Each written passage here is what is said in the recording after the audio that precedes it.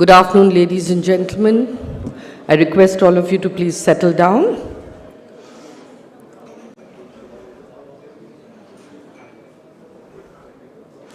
Requesting all of you to please settle down. We can't have the ministers here till you're all seated.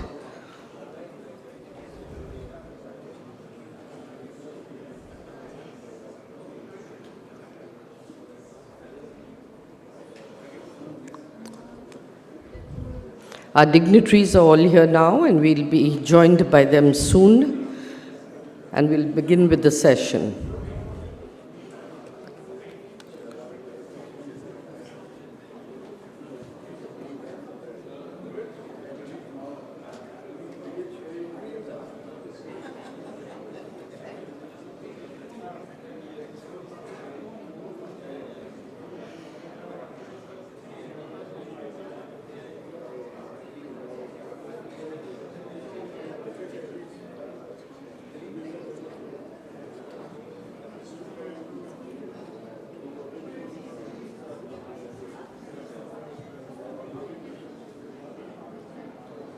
I request all staff in the room also to please take their seats.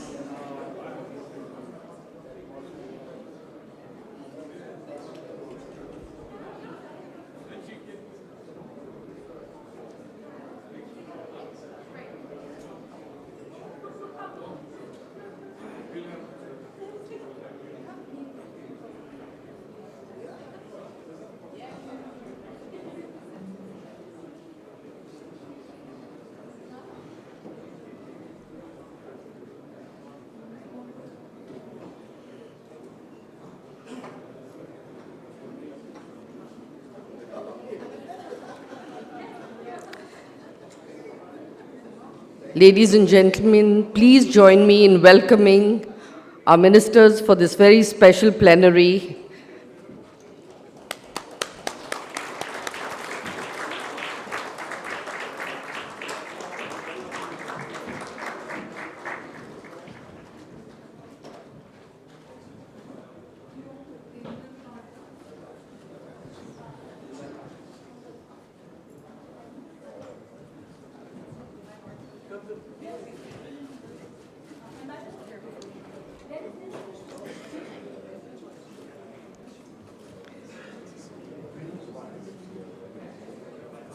Good afternoon, ladies and gentlemen, and a very warm welcome to each one of you to this very, very special ministerial plenary.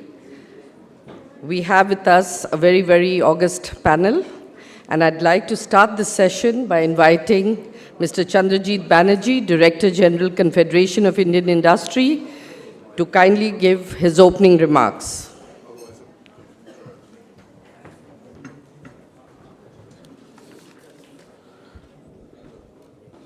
Honorable Shri Piyush Goyal ji, the Minister of Commerce and Industry, Consumer Affairs, Food and Public Distributions and Textiles of the Government of India, His Excellency Mr. Josep Borrell, the High Representative of the European Union for Foreign Affairs and Security Policy and Vice President of the European Commission,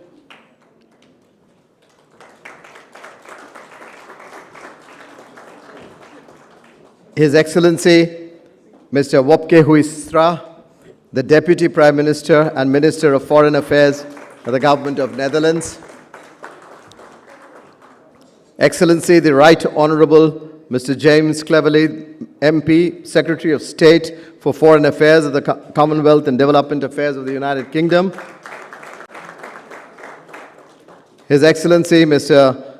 Silvio Schembri, the Minister of Economy, European Funds and Land, Malta,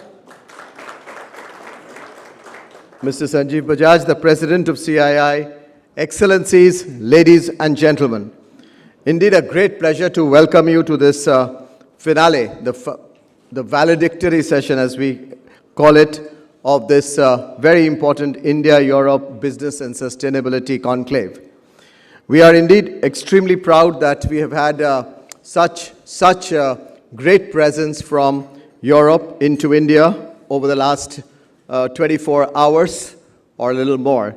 And a great performance we saw between the business communities, which really engaged in very strong discussions, B2B, which we had, I believe, 100 plus very result-oriented B2B, besides many other general B2B discussions that were held over the last 2 days. To see that Indian businesses are really well connected and we get the globe connected to India too. And I think it's this type of discussions, that the type of discussions and the quality of discussions that we have had between him and the Indian industry has given us a lot of strength in terms of how we put up and work together as we engage with the rest of the world.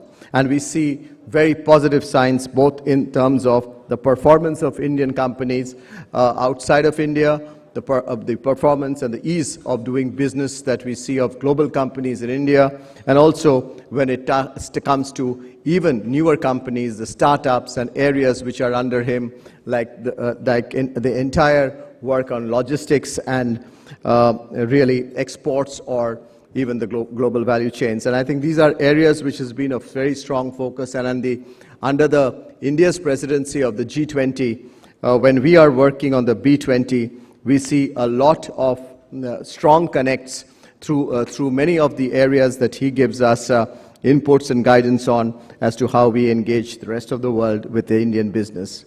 So once again, a very, very warm welcome to you, Mr. Honorable Minister, Mr. Piyush Goyal.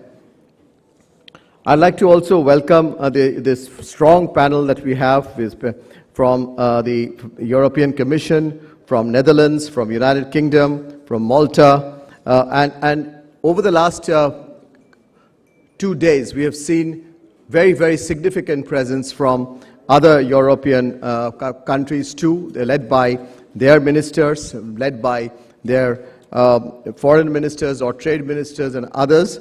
And I think this interaction has resulted in, we have received 450 plus strong business inquiries from either side, 200 from India and 250 from overseas, and that's for 37 countries. But we had to get a lot others who were not accommodated in this hall over the video.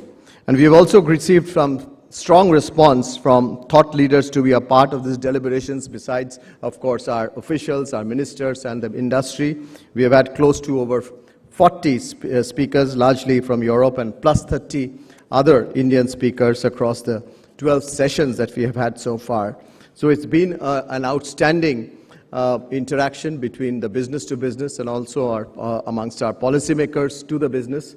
And we really look forward to a very engaging 1 year from now when we meet again, because this will really deepen many of the contacts on the business side that we have made over the last few hours. And I would like to conclude by saying that from the Indian industry, we will see to it that we have had bilateral discussion with many countries.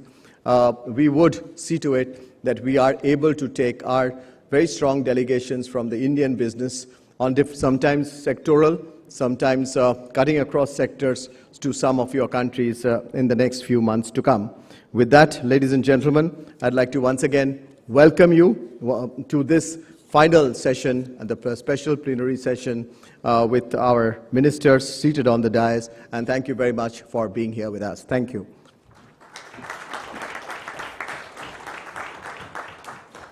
Thank you, Mr. Banerjee. I'd now like to invite Mr. Sanjeev Bajaj, President, Confederation of Indian Industry, Chairman and MD Bajaj Finserv Limited, to give his remarks, please.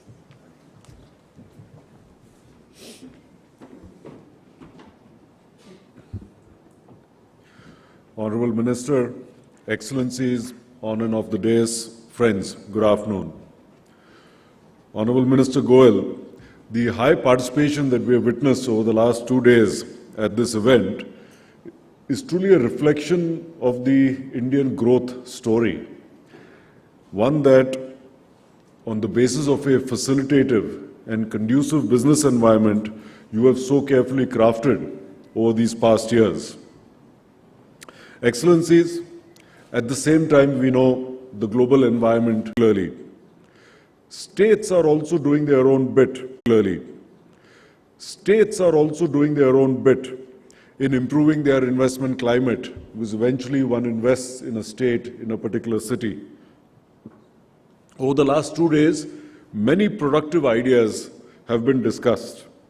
And let me add my own suggestions. I firmly believe that Europe and India must look beyond just our bilateral cooperation to jointly address multiple global issues, whether it's growth and employment creation, whether it's climate change and technology. India's young demography, innovation and entrepreneurship spirit, together with Europe's advanced proven technology, are a perfect match. And a few suggestions. First is in manufacturing investments. European businesses can ensure that India becomes an integral part of their global value chains. Our large market and diversified manufacturing base offers huge opportunity. Second is in the area of digital technology cooperation. We think we must leverage our joint capabilities, and we should attempt to expand digital inclusion to overcome the digital divide between nations as well as between sections of society. Third, as we have seen during this conference, Europe and India have a great chance to drive sustainability and climate action around the world.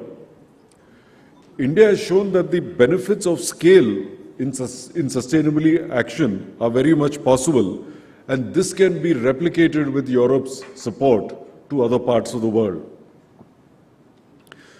Fourth is sustainable infrastructure and urban development, where the development of green-built environments and transportation can once again leverage our joint expertise to greatly contribute in areas like energy efficiency, waste and water management, and decarbonization across the world. 5, together, can we put our innovative capabilities to drive green product development for the world? The world is transitioning, and not only does that create challenges, but it's creating huge new opportunities that we can work on together. I believe the cooperation between our two regions is fundamental to achieving our shared ambitious goals for both sustainable and inclusive development. The conference with governmental interaction and over 100 B2B meetings has contributed to building these synergies, and I look forward to new collaborations arising from these discussions. Thank you.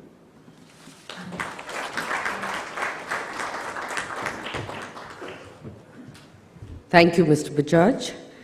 I now have the pleasure to invite His Excellency, Mr. Josep Borrell, Vice President of the European Commission and High Representative of the European Union for Foreign Affairs and Security Policy, to give his special remarks, please.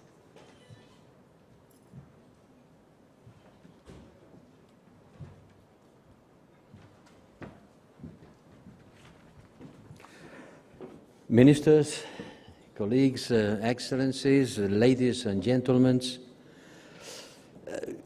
what world do we live today? What world do we see today? Let's start by the obvious thing. First thing we see is a war. Is a war of Russia against Ukraine that has shaken the rules order, has shaken the world economy and our global security. Second, we see that everything has become a weapon. Weaponization of everything. The factors that we use to bring us together are now instruments of power being used against the other. Investment, energy, migration. We see that the multilateral system is in crisis, and power politics and distrust among main actors are putting pressure on the United Nations system, on the G20, on the WTO, and beyond. Let's hope that today we could try to solve something at the G20 meeting. We are facing geopolitical challenges, and India, believe me, remains an indispensable strategic partner for the European Union. You have become the 5th economy in the world, the most populated country, and in not many years you will be the 3rd economy in the world. So in many areas, and in particular in energy, technology, and economics, you are critical for us. So let me say something about these 3 points. First, about energy. We are facing a massive rise in energy prices, and the trend will continue because the world needs much more energy. We, the rich people, we can decrease our consumption, but 2/3 of the mankind needs to consume much more. So the solution for climate change will not come by saving energy at the global stage, because there are too many poor people that have never seen an electric bubble.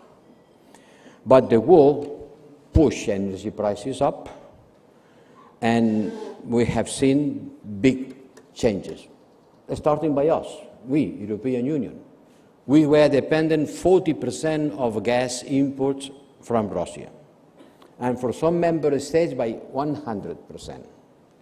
And we have learned that the supplier can have strategic intentions, and that the nature of the regime of the supplier matters. And we have had to take important steps in order to liberate ourselves from these dependencies. And we succeeded. Germany has cut its dependency on Russian fossil fuels to zero in record time. And I think that in this geopolitical setting, it is an even greater potential for increasing our energy cooperation, EU-India cooperation, on solar, green hydrogen, offshore wind energy, and intensifying outreach towards the private sector in both India and the European Union will be key. We are determined to make the green energy transition inclusive and socially just. The transition has to be just, or it will not happen. If it is not just, it will be so much political resistance, both at home and abroad, that it will fail. So let's provide cheaper, affordable, alternative way of producing energy. This will be a mutually beneficial and a long-term partnership with India in coordination with the G7 countries. Insist, promoting cheaper, renewable energy is more important than ever to accelerate the short-term energy transition. Renewables are growing fast, but look, carbon energy is still 80% of the world energy supply. It still is 80%. The proportion has not decreased. Renewables grow, but carbon is still 80%. A lot has to be done, and this Russia's war against Ukraine has accelerated our energy transition, especially in Europe and US. The rest of the world will have to follow. Second, technology. I am an engineer by training, and I am strongly convinced that mastering technology has always driven history and international affairs. Technology is the basis of power. And today we are in the middle of a technological race. Artificial intelligence will be the battlefield of the big confrontation between US and China. Robotics, quantum computing, all these words will shape our future, our economies, our societies. Who will control these technologies will be the winner. And the best thing to do is to try to cooperate in order not to make this battlefield a real battle, a battle of influence. Look what's happening today. The US is leading the technological race, but there are 4 non-US companies non-US companies which are rising and becoming maybe the masters of the technological future. One from Taiwan, TSMC, another from Netherlands, ASML, another from China, BID, and another from China, CATL.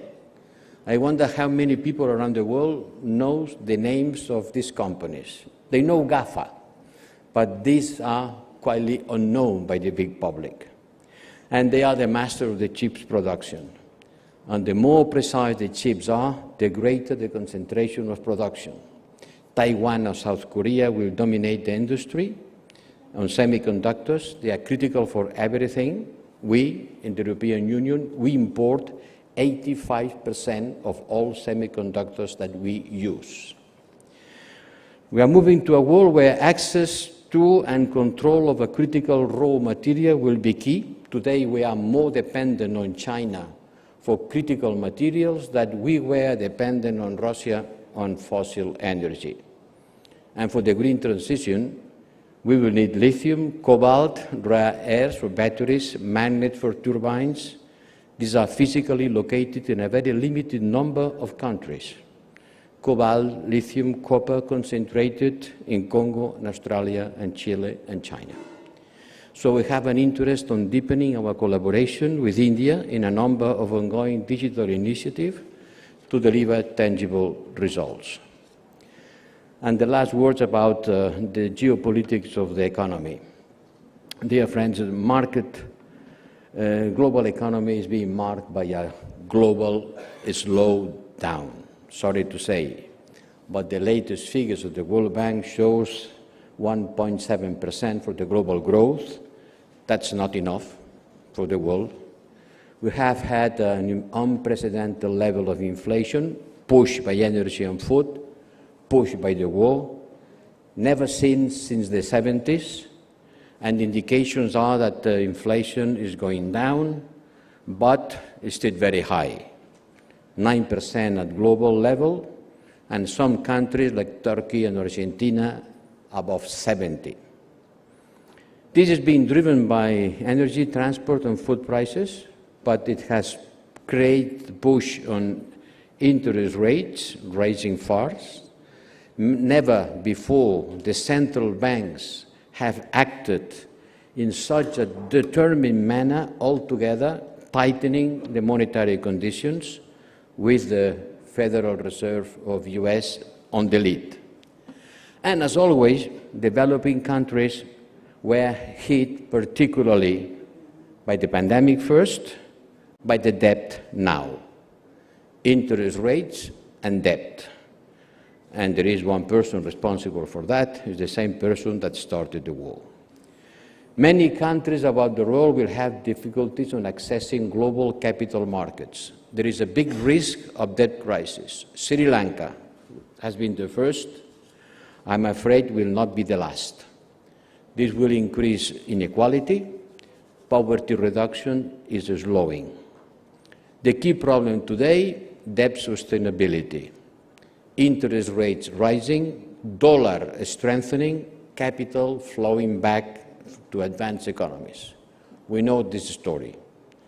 The dollar going up, the capital flows going out of the emerging economies to the most advanced one. It makes the issue of debt relief unavoidable. No matter our own difficulties, we will have to face debt relief for a lot of countries around the world. To sum up, we hear our partners around the world that they want the European Union to engage more. I heard that at the United Nations General Assembly last week in New York. I think that we are a good partner, faithful to international norms, and to the multilateral system.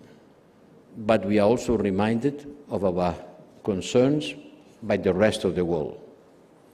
The recovery from the COVID has been very much unequal.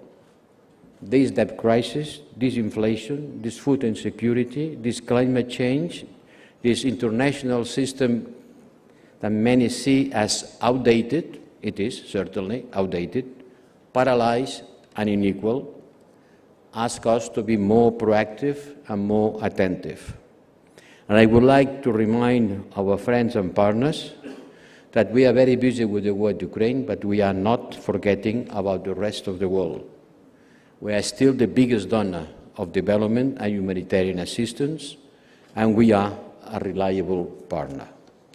And this is not about solidarity, it's about our geopolitical position.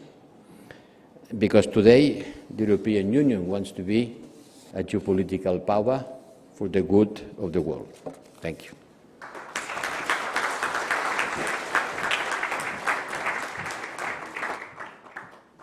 Thank you, Excellency. May I now invite His Excellency Mr. Wopke Hoekstra, Deputy Prime Minister and Minister of Foreign Affairs, Netherlands, to address us, please.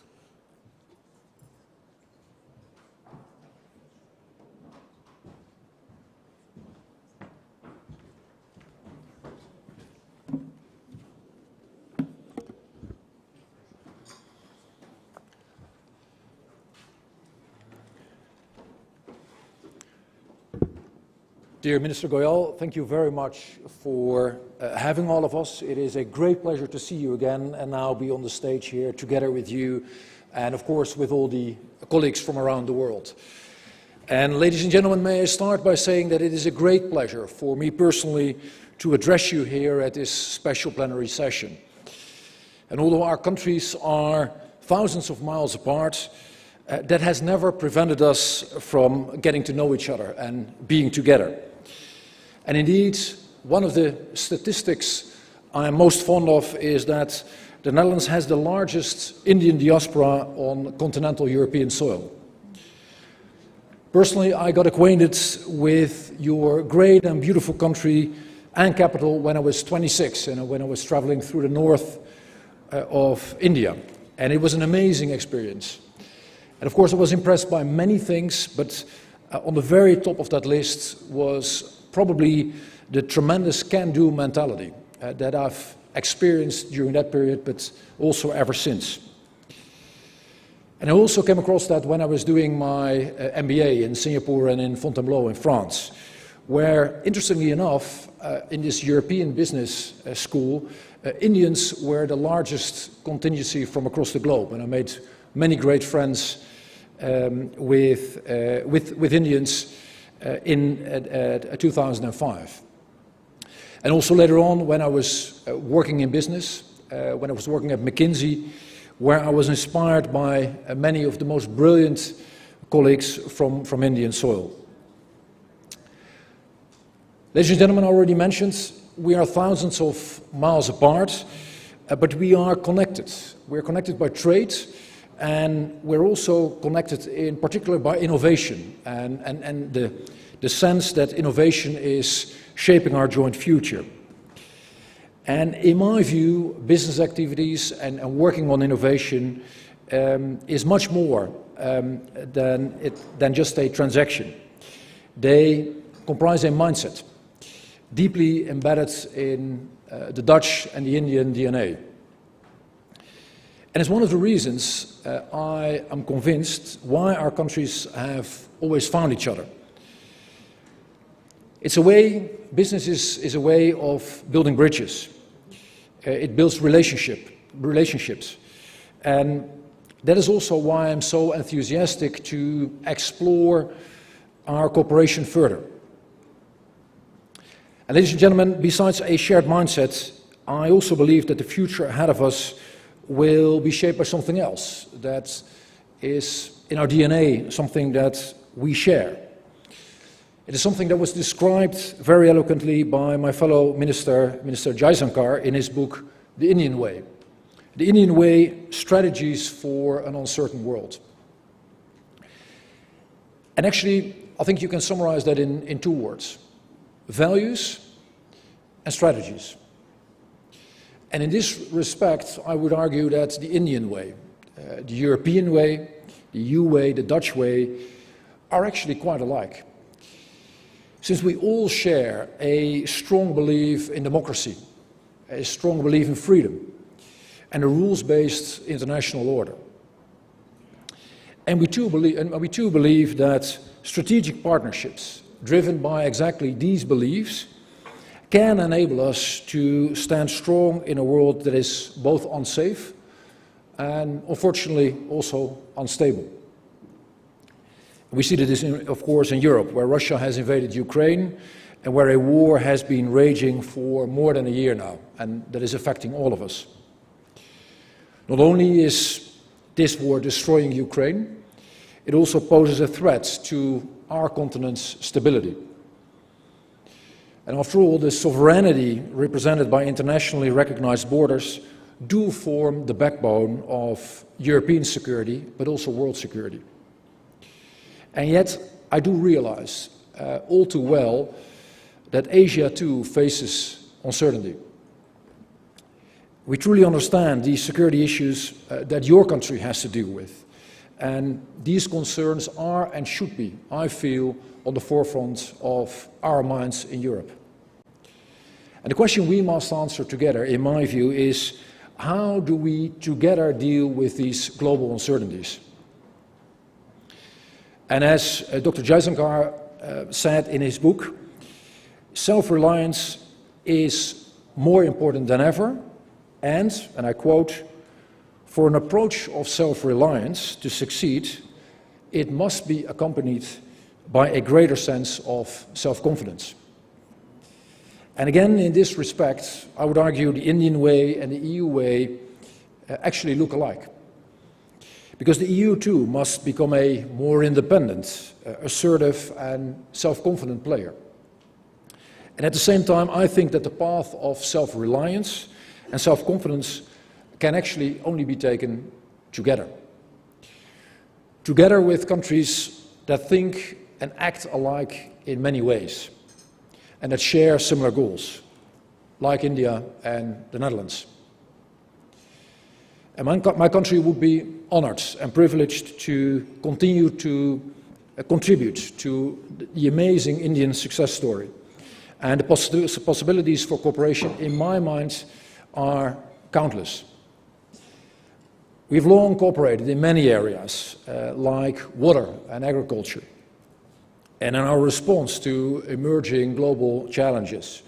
New sectors for cooperation are rightly being added, such as cyber and, of course, clearly the digital domain, in which India excels, and digital health.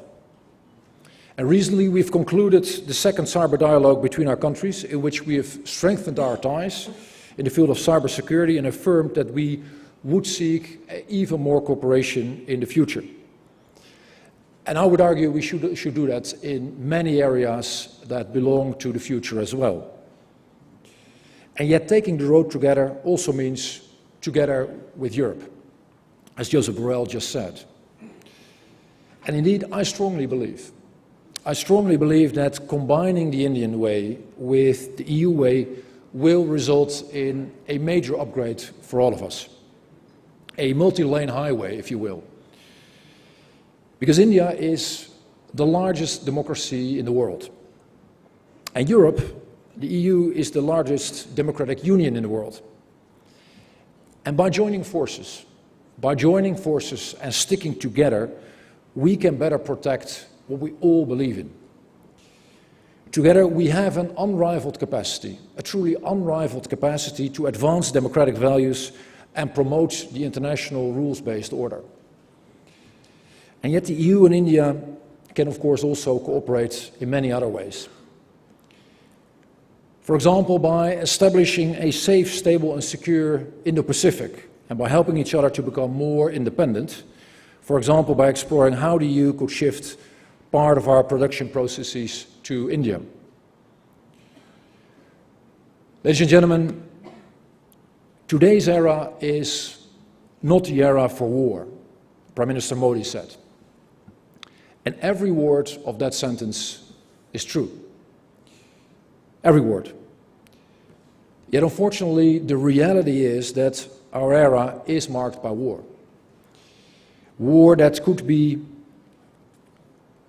moving us to even more instability, to more hunger and to more suffering.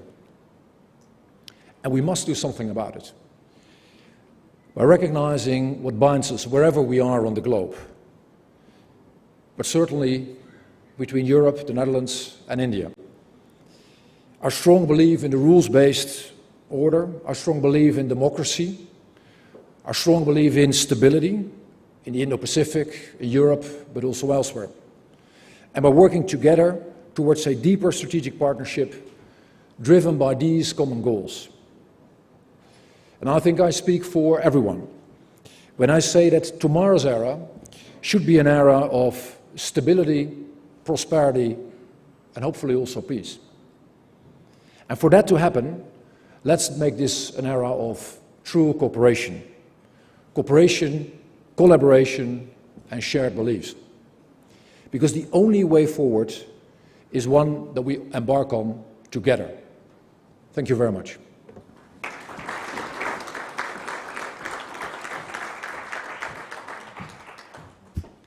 Thank you, Excellency. I now have the pleasure to invite the Right Honourable Mr. James Cleverly, MP, Secretary of State for Foreign, Commonwealth and Development Affairs, United Kingdom, to address us, please.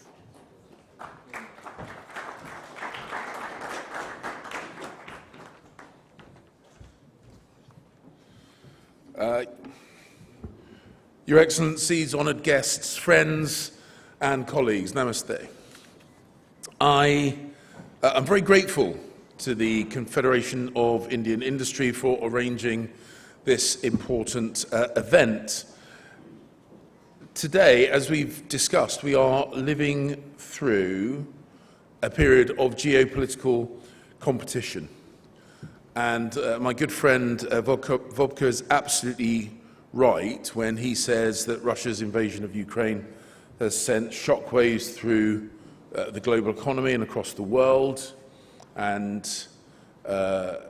we are seeing the ripple effects of that in food prices, energy prices, global insecurity. And I'm also going to echo the wise words of Prime Minister Modi, who was right when he said to Putin, and it has been quoted already, but worth quoting again, I know that today's era is not the era of war. And Vladimir Putin must listen to those words and heed those words, but sadly, he is not doing so yet. And until that day comes when those words are heeded and that conflict is concluded, we must recognise that in times of social and economic turbulence, trusted partners need to work even more closely together. That is why the G20 is so very relevant, and that is why India is now one of the countries defining the world, and its presidency is absolutely at the right time for the G20. Because the G20 is in a unique position to act on the critical issues facing the global economy and the multilateral trading system, just at a time when those institutions labour under great strain. So at tomorrow's G20 Foreign Ministers meeting, I will set out how the UK wants to work with India's ambitious presidency to solve the world's biggest challenges, including strengthening of the global trading system, helping to build more resilient supply chains, and reaping the benefits of international trade. The UK and India are the 6th and 5th, respectively, largest economies in the world. And I think that we must work more closely together to contribute to the world's economic security and the world's prosperity. Alongside the G20, my visit this week is about deepening and strengthening the comprehensive strategic partnership between our two countries through the 2030 roadmap, which was agreed by our respective Prime Ministers in 2021. And now, nearly 2 years on, we have done a lot, developing new partnerships for an open and secure Indian Ocean, increasing the flow of talented people between our two countries, whilst simultaneously tackling illegal migration, by leading the world on fighting climate change, especially through our shared ambition at the Glasgow COP, and through the combination of British and Indian science and manufacturing, delivering, for example, the COVID Shield AstraZeneca vaccine that has saved literally millions of lives around the world. We call the unique link between the people of our two countries the living bridge. And for me, people are at the heart of our relationship. Earlier today, I co-launched with Dr. Jaishankar the Young Professionals Scheme, and that will support India and UK's bright young things, the brightest and the best from our two countries, to travel and work in each other's countries, to get to know each other, to learn, and to build upon the experiences that they carry with them. And I have no doubt at all, that amongst that cohort of young professionals will be the business leaders of the future in both our countries. Now, our success must be underpinned by mutual prosperity. A critical pillar of our 2030 roadmap is our mutual ambition to double trade by 2030, and we're already on our way to deliver this. We support over 500,000 jobs in each other's economies, including the recently announced Air India, Airbus and Rolls-Royce deal, which will bring 450 jobs and £100 million worth of investment into Wales. And the £10 million investment into India from Envopap to manufacture UK-designed paper and packaging in India, creating 1,000 jobs, both directly and indirectly through supply chains. We're big investors in each other's countries. In the last financial year alone, 107 new projects were kicked off in the UK from Indian investors. And that is second only to investors from the United States. And those Indian investments are supporting over 8,000 new jobs. And the UK is India's fifth largest investor, connected in ways which may surprise you. Now, this is a little bit of audience participation, so please pay attention. Who here has shopped in Tesco, one of our large retailers? There must be more than one. A number of you. I certainly have. Now, you may be surprised to know that the orders placed with Tesco as a supermarket are actually facilitated by experts in Bangalore. And I think that is a fantastic example of how the everyday experience of British shoppers is facilitated because of our close relationship with India. But we need and should go further and faster, and that is where the free trade agreement comes in. You, as representatives of the business world, have told us politicians that you want to see a deal that reduces unnecessary barriers to trade, that helps customers and businesses to gain access to the goods that they already enjoy, but do so more easily. And we want to help Indian exporters gain access to the UK market, including India's 48 million small and medium-sized enterprises. And in turn, UK companies tell us that they see huge opportunities in India, not least because of the 1.4 billion customers that are based here. And working towards greater legal certainty in trade and investment, UK businesses who are keen to invest in India can feel more secure in doing so, which will in turn, of course, lead to more investment in the Indian market. So, the FTA can and must deliver practical, real-world benefits for businesses right across the board in both of our countries. But it's about more than that. It will also send a strong signal to the whole world that our two great countries, our two long-standing, mature democracies, are committed to building even closer partnerships with each other. Partnerships in which we will work and grow and prosper together. And that is a very powerful signal to any autocracies in the world who happen to be watching.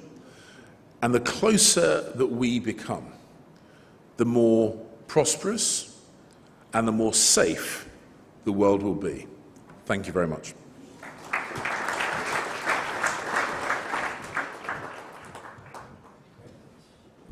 Thank you, sir. And now I invite His Excellency Mr. Silvio Schembri, Minister of Economy, European Funds and Land, Malta, to address us, please.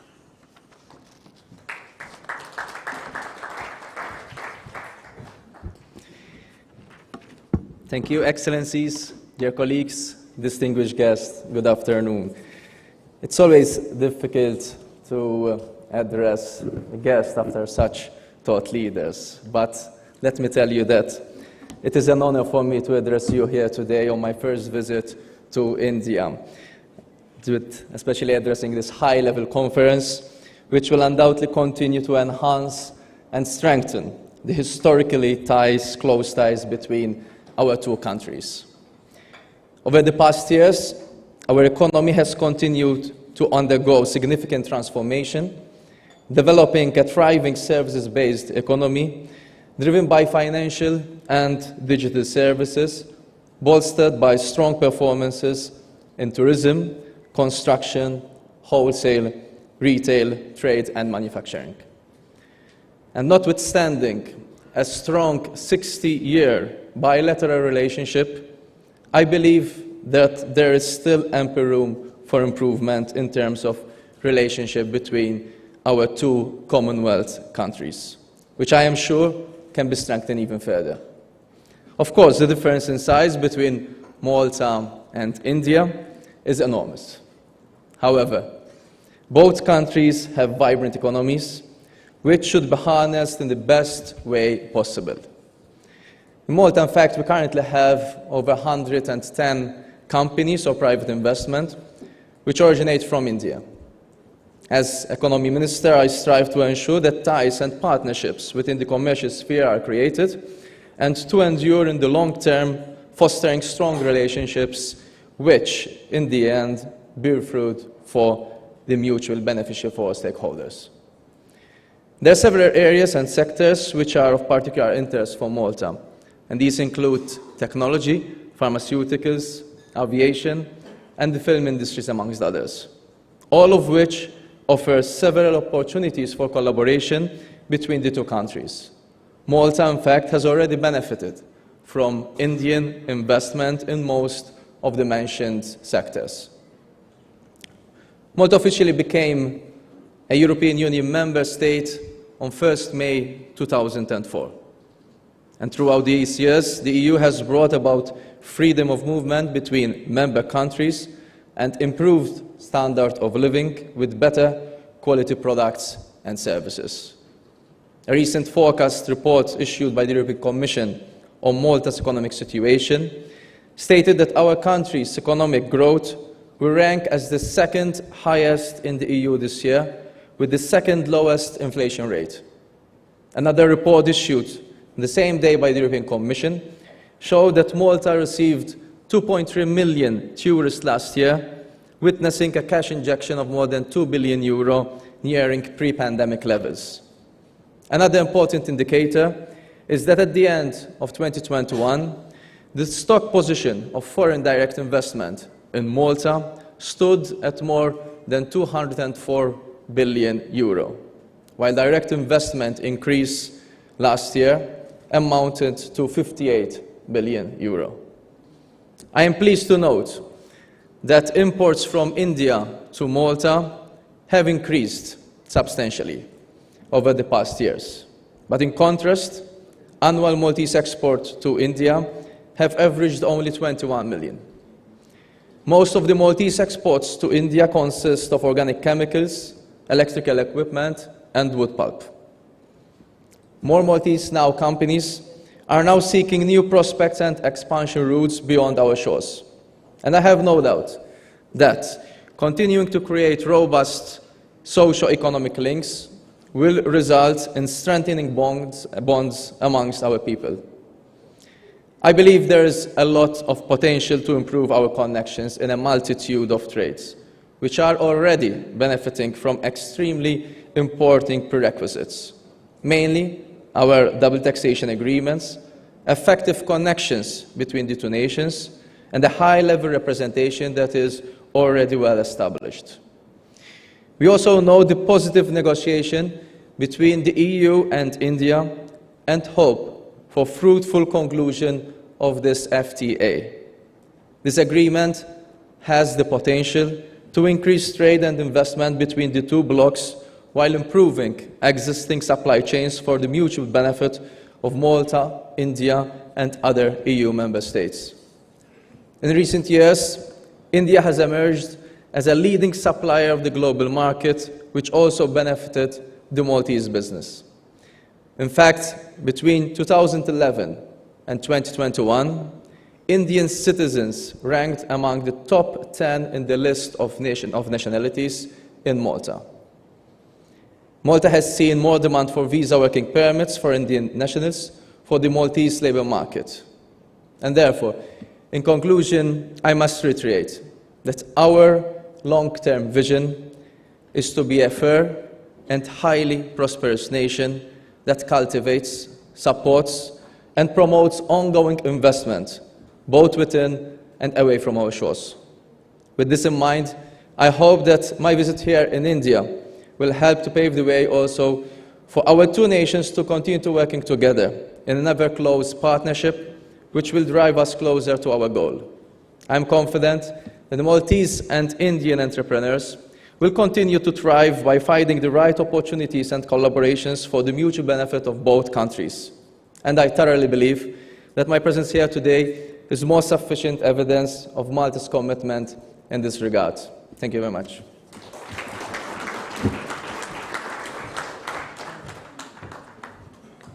Thank you, Excellency.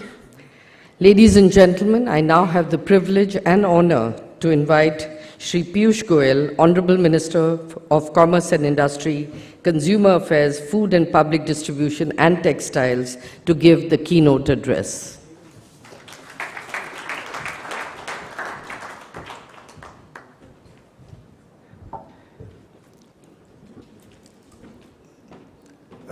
Very good afternoon to all of you, colleague ministers, distinguished heads of mission, delegates for this very important program on business and sustainability, friends from the media, ladies and gentlemen.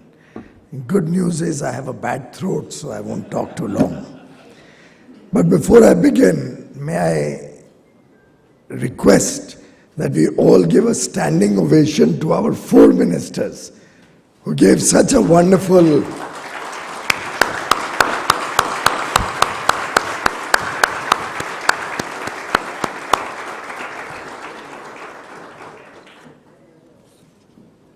Thank you. In a manner of speaking, business and sustainability may not go entirely hand in hand. Businesses are about profit, businesses are about stakeholders' needs, and sustainability is about a longer-term crisis looming before the world. But fortunately, today's businesses understand their global responsibility, the responsibility towards a better future for the world, and recognize the complementarity between sustainability and business. And therefore, it's very appropriate that the CII has thought it prudent to get all of us in this room together. Most of the ministers are foreign ministers who are engaged in diplomacy, very concerned with the subject. I am the odd man out, but I'm most concerned that we expand our relationship with the UK, with EU and its member countries, both in terms of trade, in terms of technology, in terms of building up our business engagements in a variety of ways. And therefore, I think it's very appropriate that all of us recognize that the long-term value proposition for any business comes out of sustainability. That's good for our stakeholders, our shareholders, it's good for society, and prepares us for a safer and better future. Mahatma Gandhi, the father of the nation, had said that we are only trustees. Our generation today are trustees who are holding on to the earth for the next generation. And this sense of intergenerational equity is something that India has recognized since times immemorial. In fact, for us in India, sustainable lifestyle or consciousness towards respecting nature comes naturally. I remember as a young child, if I was leaving a room and I didn't switch off the light or the fan, and we didn't have air conditioners when I was a child, if I just left even a tube light or a bulb on, I think I would have got a spanking that afternoon. And there was a consciousness against waste. There was a consciousness that we have to respect nature, we have to respect what we have got from nature. And this traditional respect for, I think, all the good things of life that we got also led to sustainable lifestyles, something which Prime Minister Modi is often talking about. He has introduced the term life, sustainable lifestyles. Beyond a stage, the problem of climate change is all about waste, is all about the consumption, large levels of consumption that we find in the world today. And unless all of us collectively recognize that it will have to be a shared effort, it will have to be an effort where all of us are in it together, we won't be able to address the problems of climate change, we won't be able to get sustainable growth in the years to come. And government truly can only play the role of an enabler or a facilitator, sometimes a regulator, but it will be businesses and the people at large who will have to adopt lifestyles which lead themselves to a better future for the world. But I must say, businesses today very consciously are transitioning in terms of energy, introducing new technologies, providing the finance required for expanding into the green economy. And therefore, if all of us collectively accept this as our global responsibility, as a responsible global citizen, our shared commitment to a better world, I think we can do wonders. I still remember when Vice President Al Gore had come out with his book, The Inconvenient Truth. Prime Minister Modi, who was then the Chief Minister of Gujarat, came out with his own version of convenient action. Because the truth was known to all of us. Truth was not getting recognized, but was known. It's action that is going to determine how quickly we are able to solve the world's problems. I think we need to recognize we need speed. We need to scale up our efforts towards a sustainable world. And every small bit matters. Every small element of our work will contribute. I remember Prime Minister Modi at this Energy Week that we had last month was gifted with a jacket similar to the one I'm wearing in blue, made out of recycled plastic. Now, he got that as a gift at the Energy Week. He could have kept it at home, worn it on any one function. But he wore it when he was addressing Parliament the next day. And it was a statement to the country and to the world that we recognize and that all of us will have to give those signals that we respect the environment, that we are all going to contribute to this green movement or the circular economy that we are all committed to, where reuse or recycling becomes extremely important. And therefore, this budget, which was introduced in India on 1st of February, 1 month ago, by the Honorable Finance Minister, and where the Prime Minister has sought to lay down the foundation of India's growth journey of the next 25 years. We believe that the next 25 years are going to be very crucial and critical for us as a nation as we transition to a developed economy. And this budget has sought to be a roadmap for this transition from a developing nation to a developed country, where 2 or 3 very significant elements are going to take us through the next 25 years. Very clearly, we all recognize sustainability is going to be very important. Prime Minister Modi, way back in 2014, had articulated his philosophy in a simple word, Z, Z-E-D, zero effect, zero defect. And we believe that quality and sustainability are 2 very important elements to India's growth journey as we take growth to the remotest parts of India, as we become a far more prosperous country than we are today. And the other very important aspect in Prime Minister Modi's vision, on which he has focused over the last 9 years, has been inclusive growth. His effort to provide for the basic needs of every single citizen in the country.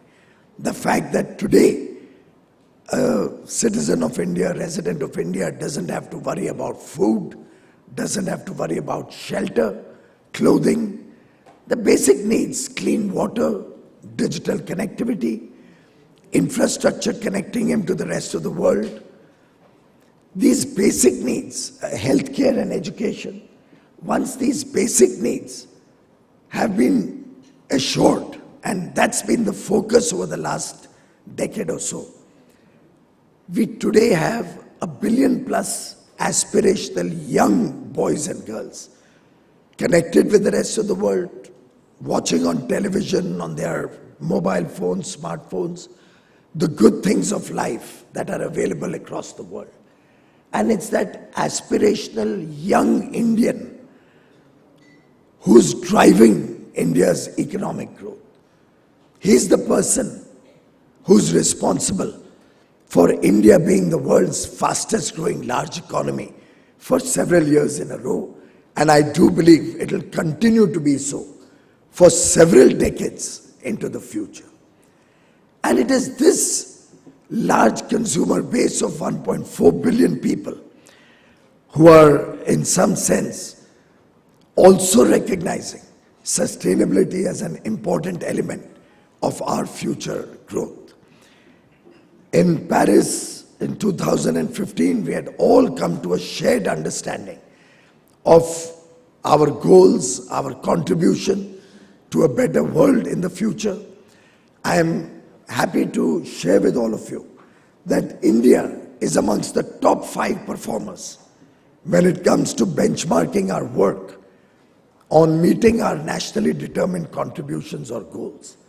In fact, there's no G20 country in the top 10, and that's a matter of concern. We still have to recognize that developing countries vis-a-vis developed countries will have to have different goals, different timelines, and will also have to provide for a better future for their children as they transition over the next few decades.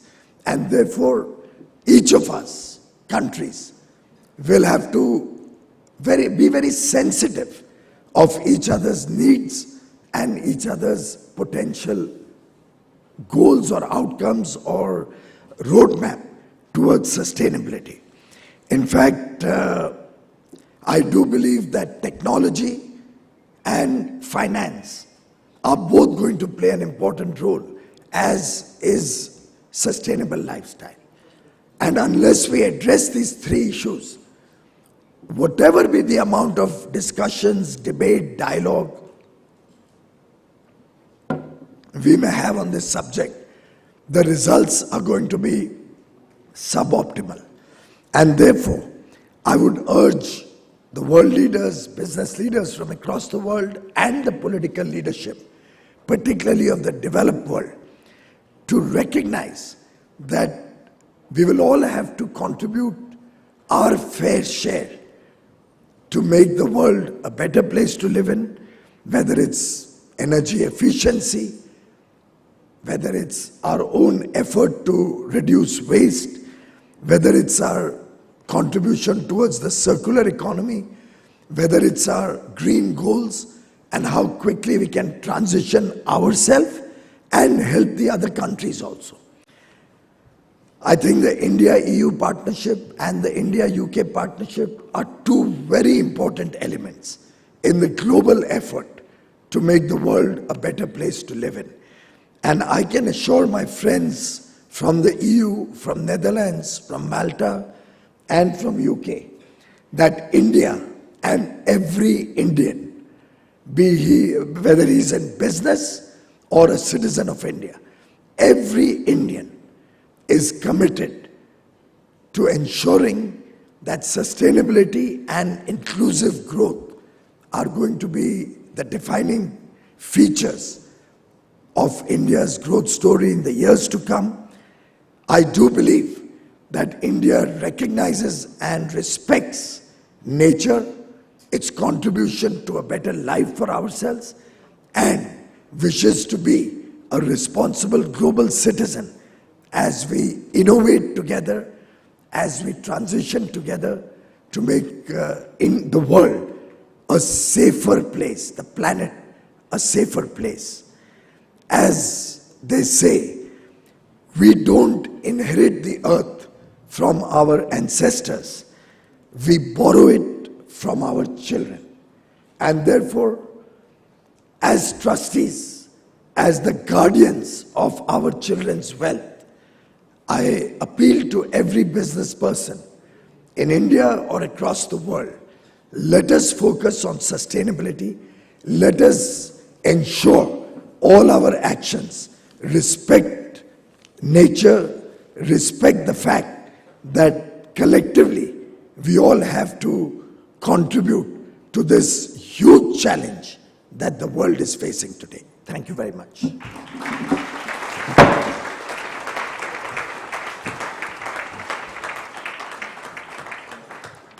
Thank you, Honorable Minister. And ladies and gentlemen, we have a small formality now. We want to thank all our esteemed guests for being here with us with a small token of appreciation from us. May I invite the Honorable Minister, Mr. Piyush Goyal, to kindly hand over the gift to His Excellency, Mr. Josep Borrell, High Representative of the European Union for Foreign Affairs and Security Policy and Vice President of the European Commission.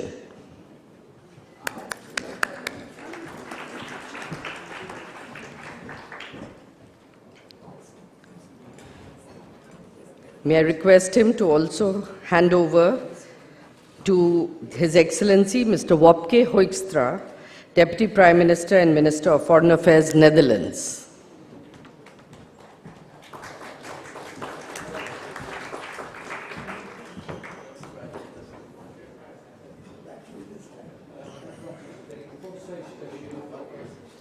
Quickly.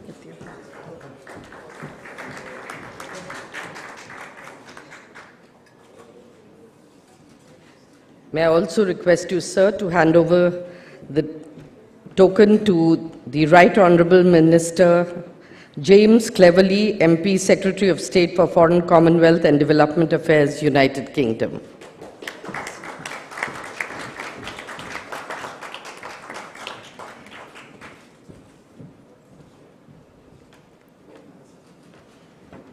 And one to His Excellency Mr. Silvio Schembri, Minister of Economy, European Funds and Land, Malta.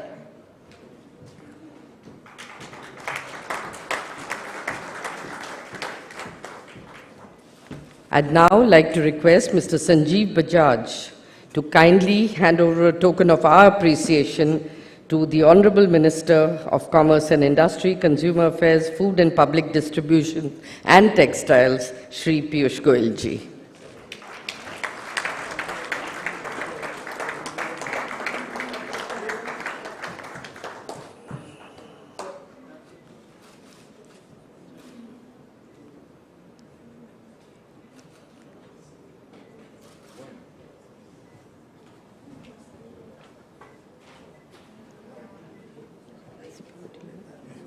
And with that, ladies and gentlemen, we come to a close of the valedictory session and the India-Europe Business and Sustainability Conclave.